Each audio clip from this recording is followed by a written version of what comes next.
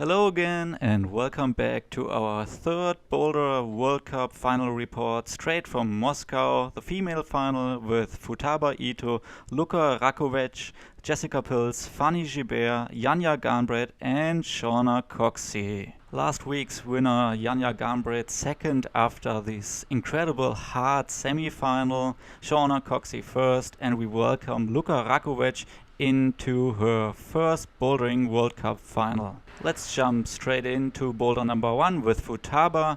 It's a tensiony boulder which requires good body positioning on dual tags 360 holds, and we can see Futaba here in her second try pushing into the left shoulder onto this big rail, and now the zone hold is hidden in a volume which goes into the wall. She's rocking over onto her heel.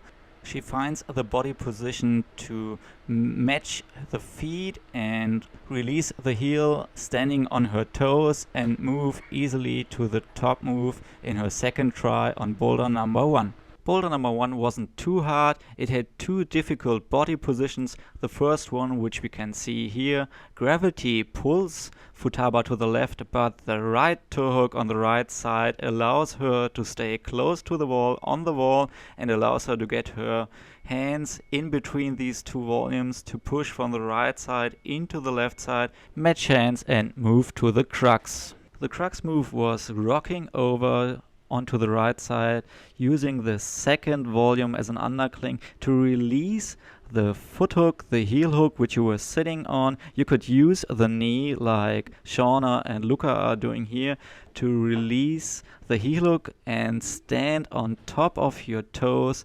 But it's also really important where you stand, which height on the volume. They both release their knees and the heel hook and stand on their toes, but Shauna stands way higher on the volume while Lucka sits down on the volume, cannot roll down and push down with her left heel and falls down. Shauna, on the other hand, moves easily to the top, standing higher on the volume, and tops boulder number 1. Lucka and Jessie Pilz were the only ones not topping boulder number 1. Janja, on the other hand, didn't find the position to change her feet, or maybe she wasn't interested in it. She just pulled over her heel straight to the top hold and flashed boulder number 1. 3 flashes for boulder number 1. Wasn't too hard, and I was quite excited for boulder number 2, which was unfortunately pretty boring. Not risky, not intense, not really complex, and the only thing we can do for boulder number 2 is a time comparison because everyone flashed it.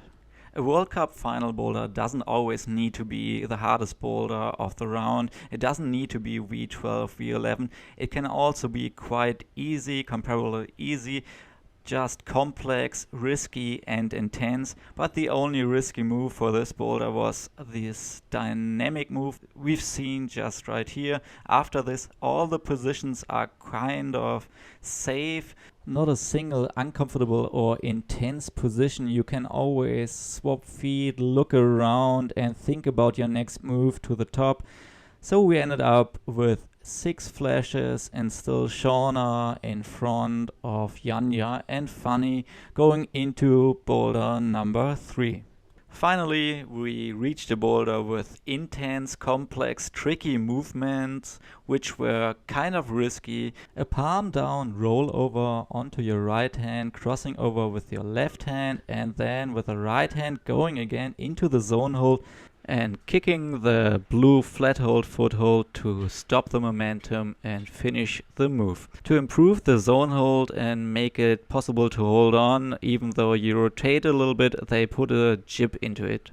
Lucka was the first one doing the move, pushing down on your right hand, crossing over with the left and kicking the volume, then reaching for the zone hold, swapping feet to stop the momentum. We will talk about this in a minute. After this, one more push onto the left foot to reach the top hold. The palm down rollover followed by a kick was the only complex move, and a lot of things happened at the same time. So we will look here at the difference of Fanny and Lucka. both palm down. Lucka keeps her body and her left a little bit further to the left. Her arm is slightly more bent. I think she's also a little bit taller than Fanny. Then the legs kick further to the right. The main difference is that Lucka is still palming down on her right hand, while Fanny released her hand and is already kicking the volume. Let's take a look where they hit the volume with their foot. Fanny hits the volume really close to the wall. Her foot is pretty far on the left side as well compared to Lucka's foot, which stands on the outside, almost the outside of the volume, and a little bit further to the right. Fanny starts rotating pretty quick over her foot. The axis is not in one line like Lucka's hand and foot, and Lucka still has a lot of rotation, but she's able to swap feet quickly and hold the move. Just take a look at the position of the right foot again. On the left side we see the good positioning further outside of the wall, further to the right on this hold as well, which allows Fanny to stop the rotation with a back kick behind her leg. A high complex move. Only Janja was able to flash boulder number 3, almost falling off after getting the zone, but as mentioned before, the last move is pretty easy, always in a safe position, pushing really hard with your right arm onto your left leg, reaching higher. A safe position, no one fell after getting the zone. After boulder number 3, Janja the only one flashing all 3, Shauna and Fanny with 3 tops as well, different amount of tries, going into boulder number 4. Boulder number 4 was pretty similar, I have to say. It started with another sideways dynamic movement, 1, 2, 3, and then it ended up with another push press mental to the top. This time a little bit more risky because you kind of needed to let go of your right hand. Futaba is looking for the best position for her right hand, and now she stretches her arm and goes dynamic to the top move, but all in all it was just too easy. Lucka flashed it. Jessie Pilz needed 2 tries, and we will try to take a look and analyze why her first try was not successful. We can see her first try on the right side, and the only thing she didn't do was pulling hard enough. In her successful try on the left side, the angle of her biceps of her arm is way smaller, it's way more bent, which is an indicator for her pulling harder and quicker, and she's closer to the wall and able to stick the move. As mentioned before, this boulder was way too easy. Fanny Gibert, she just skipped one of the holds and jumped straight into the finishing position because the holds you're going to were incredible, big and huge jugs. Instead of a full dynamic move, Shauna Coxsey matched her feet on the right hold and tried to cross over. In her first try on the left hand, she lost control of the left hand sloper. In the second try, she was able to hold on to the sloper while doing the whole movement and landed safely on the volume. She did not need the third big side pull to stop the movement.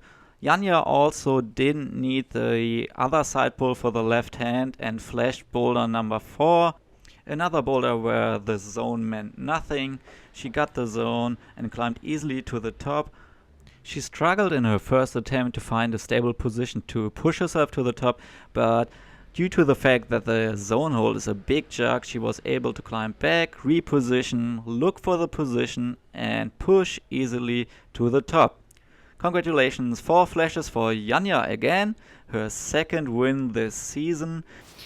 So this final was clearly too easy. After a pretty hard semi-final, 4 tops for the top 3 competitors and the other 3 competitors, each 3 tops, is clearly too easy. Maybe they wanted to have like a quick show, just get it over with and show us more tops than in the semi-finals. I don't really like it honestly because the boulders were also pretty boring. Not really exciting. Of course we had 2 dynamic moves in boulder number 3 and boulder number 4, but boulder number 1 and 2 were pretty lame and boring to watch. Boulder number 2 didn't have a single move which was risky or intense, everything was really controlled. Boulder number 1 had 1 body position, which was not that easy to commit and to do, but it's still pretty boring if people just explode off the wall and onto the mats. So I think last weekend's final was way better.